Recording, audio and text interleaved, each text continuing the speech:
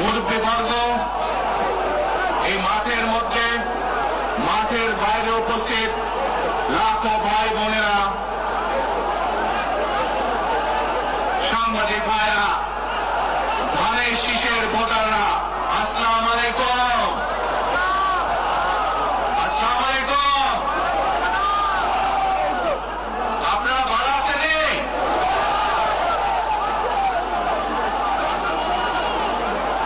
আলহামদুলিল্লাহ।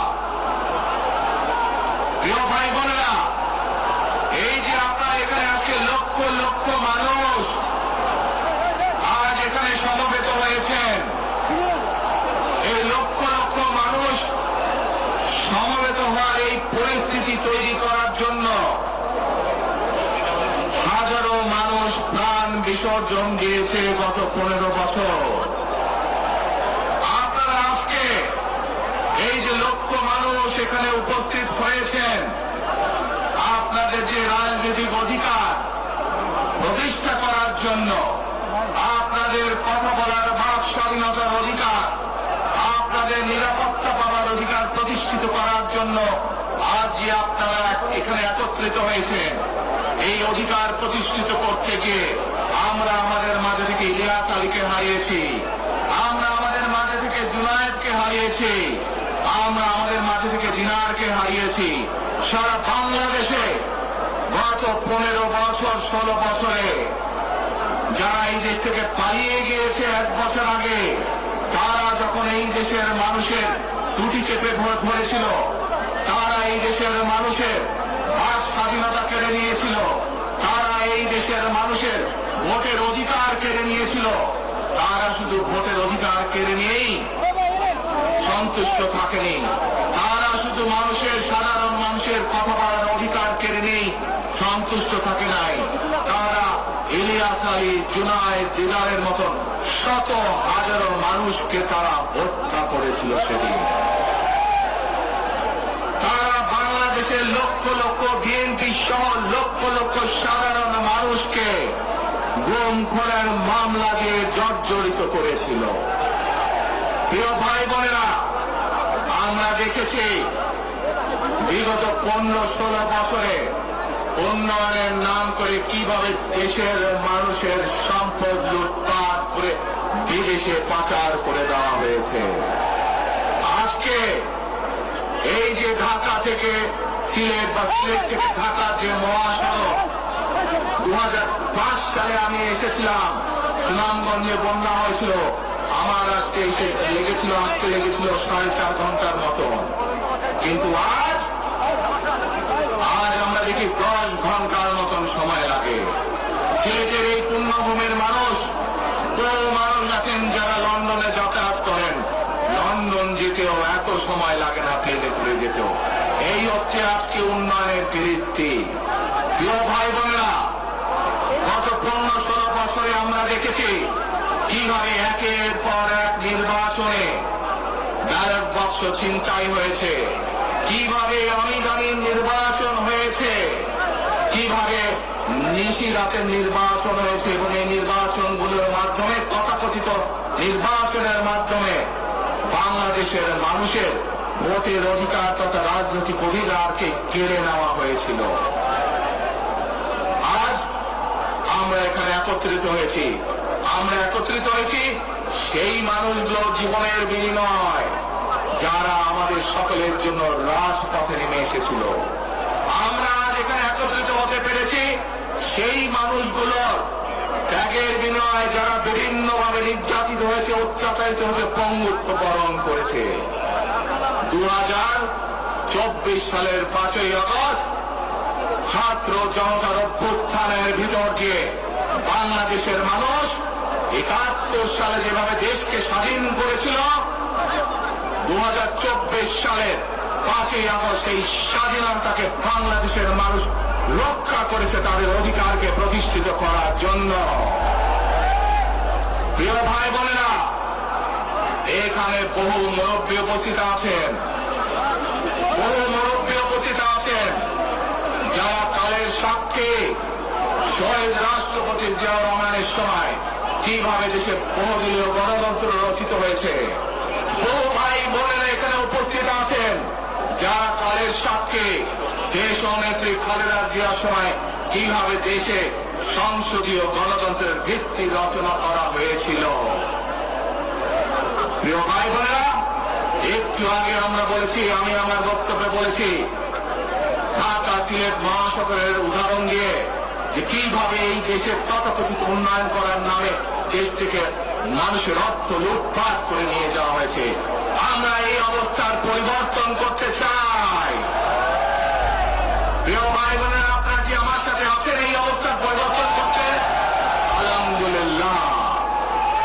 প্রিয় ভাই বোনেরা, আমরা সারা বাংলাদেশের কৃষক ভাইদের পাশে দাঁড়াতে চাই।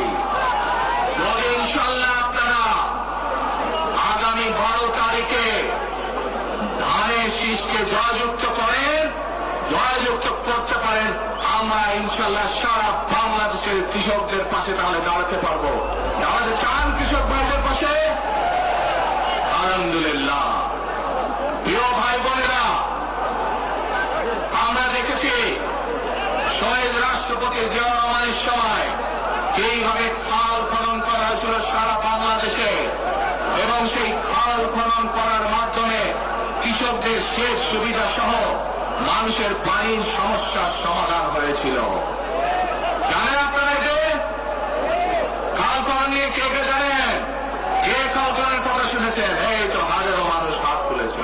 প্রিয় ভাই বোনেরা, বিএনপি ইনশাল্লাহ 12 তারিখের ভোটে নির্বাচিত হলে আমরা আবার খাল খনন কর্মসূচি শুরু করতে চাই। সারা দেশে, সিলেটের মানুষ সারা দেশে খাল খনন শুরু করতে চাই। কারা কারা খাল খনন করতে চান? আলহামদুলিল্লাহ। আমরা দেশে খাল কাটবো, দেশের নদীতে পানি নিয়ে আসবো, খালে বিলে পানি নেবো। কেন? আপনাদের মনে আছে কয়েক বছর আগে কিভাবে ওই পাশ থেকে পানি ছেড়ে দেওয়া হয়েছিল, সারা সিলেট শহর ভেসে গিয়েছিল বন্যার পানিতে, মনে আছে? সেজন্যই আমরা বলেছি একটি কথা, আমরা দেখেছি গত 15-16 বছর কিভাবে এই দেশকে অন্য দেশের কাছে বন্ধক দিয়ে দেওয়া হয়েছিল। সেজন্যই আমি বলেছি, দিল্লি নয়, দিল্লি নয়, নয় অন্য কোনো দেশ, বাংলাদেশ। প্রিয় ভাই বোনেরা, আমি আরেকটি কথা বলেছিলাম, যখন স্বৈরাচার এই দেশের মানুষের ঘরে চেপে বসেছিল, সেই কথাটা ছিল টেক ব্যাক বাংলাদেশ। মনে আছে? যে আমরা টেক ব্যাক বাংলাদেশের অর্ধেক পথে, হাফ পথে এসে দাঁড়িয়েছি, অর্ধেক পথে এসে দাঁড়িয়েছি। দেশকে আমরা স্বৈরাচার মুক্ত করেছি, আমরা গণতন্ত্রের প্রতিষ্ঠার যাত্রা শুরু করেছি। এখনো সেই যাত্রা শুরু হয়নি। 12 তারিখে ধানের শীষকে নির্বাচিত করার মাধ্যমে গণতন্ত্রের সেই যাত্রা শুরু হবে।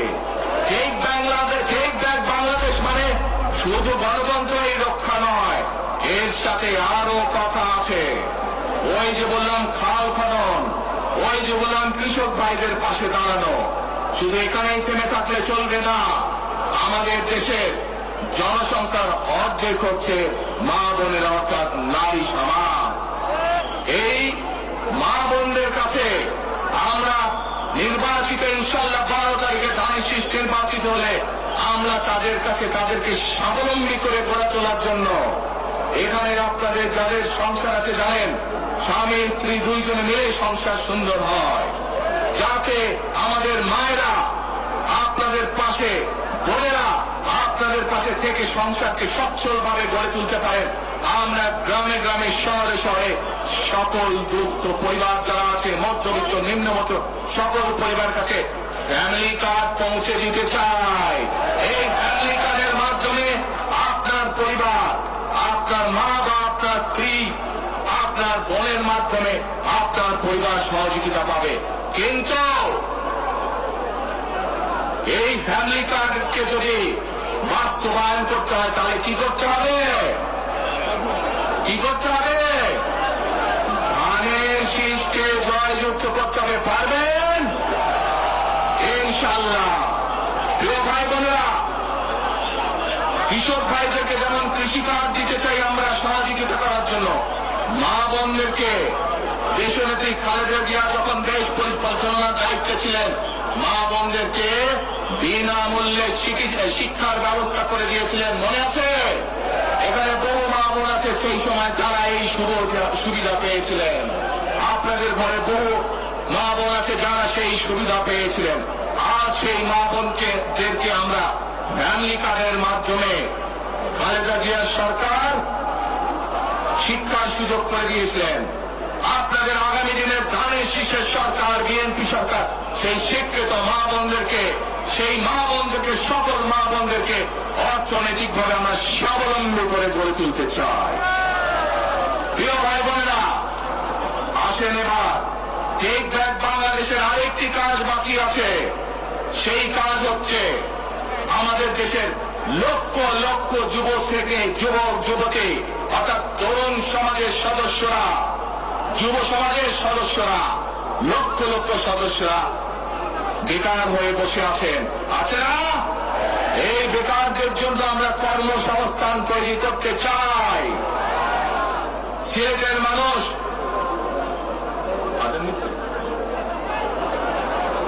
আচ্ছা, আদানটা হচ্ছে, আদান তো শেষ হয়ে যাবে।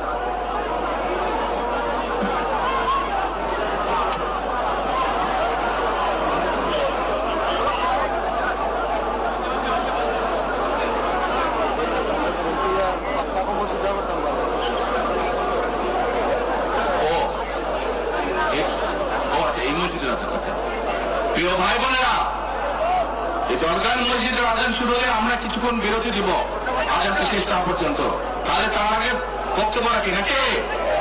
আচ্ছা, এই যে লক্ষ লক্ষ ভাই বোনেরা, সিলেটের মানুষ, অধিকাংশ মানুষ কোথায় যায়? লন্ডনে, তাই না? আরো অন্যান্য দেশে যায়। কিন্তু এই যে মানুষগুলো যাচ্ছে, এই মানুষগুলোকে আমরা বিভিন্নভাবে ট্রেনিং দিতে চাই। ট্রেনিং দিয়ে ভাষা শিক্ষার মাধ্যমে আমরা এই মানুষগুলোকে দক্ষ করে গড়ে তুলতে চাই। সিলেটের বহু মানুষ সৌদি আরব সহ মধ্যপ্রাচ্যের বিভিন্ন দেশে যায়। আমরা এই মানুষগুলোকে দক্ষ করে গড়ে তুলে কর্মসংস্থানের সুযোগ তৈরি করতে চাই। কিন্তু সেই সুযোগ তৈরি করা একমাত্র তখনই সম্ভব যখন কে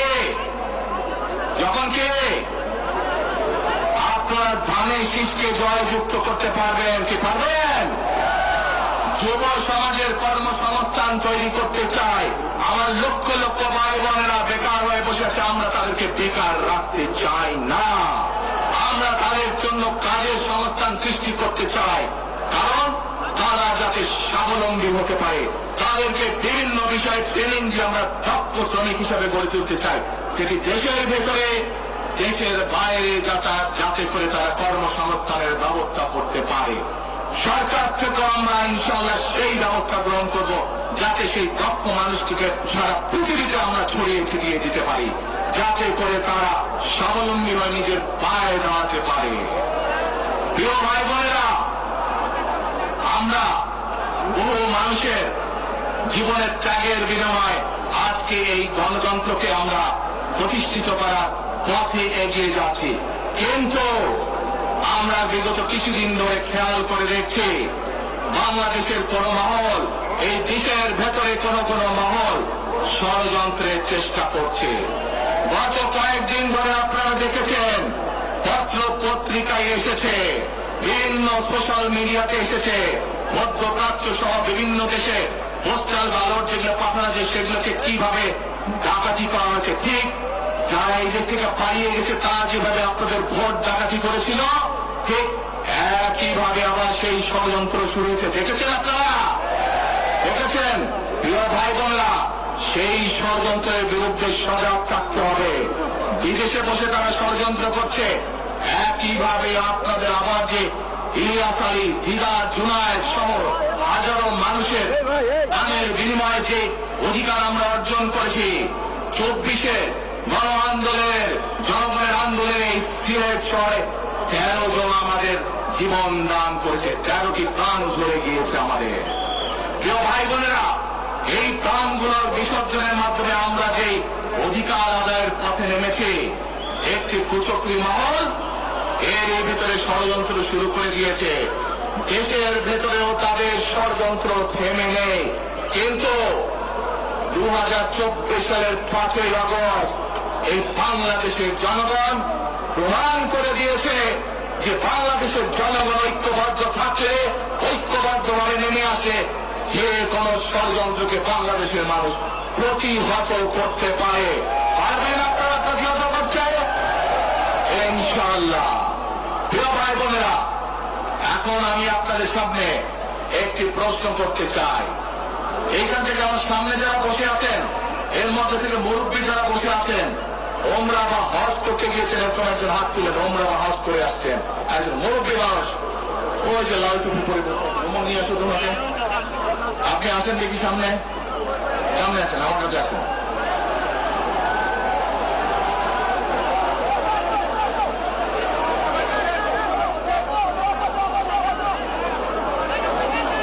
চশমা খুলছে, চশমা খুলছে।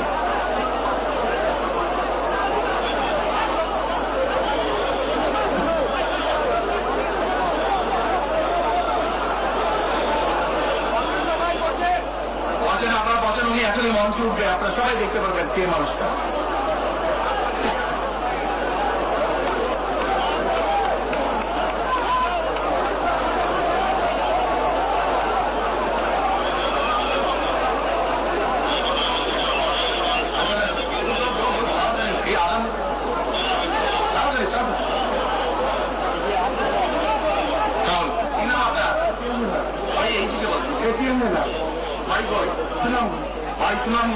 সুনামগঞ্জ কোথায়? এই সুনামগঞ্জের মানুষ আছে এখানে? আপনাদের মানুষ? আচ্ছা, এখন বলেন কবে গেছিলেন আপনি? হজে উমরায় গেছিলেন? এখন আমাকে বলেন, আপনি তো উমরা হজ করেছেন, আপনি কাবা শরীফে গেছেন, কাবা শরীফের মালিককে জোরে বলেন আল্লাহ। কাবা শরীফের মালিককে আল্লাহ। আল্লাহ। আমরা মুসলমান সবাই এই দিন দুনিয়ার, আমরা যে পৃথিবী দেখে, পৃথিবীর মালিককে আল্লাহ। এই সূর্য নক্ষত্র যা দেখি তার মালিককে আল্লাহ। বেহেশতের মালিককে আল্লাহ। দোজখের মালিককে আল্লাহ। আপনারা সকলেই সাক্ষী দিলেন, দোজখের মালিক আল্লাহ, বেহেশতের মালিক আল্লাহ, এই পৃথিবীর মালিক আল্লাহ, কাবার মালিক আল্লাহ। আরে ভাই, যেটার মালিক আল্লাহ সেটা কি অন্য কেউ যাওয়ার ক্ষমতা রাখে? রাখে না। তাহলে কি দাঁড়ালো?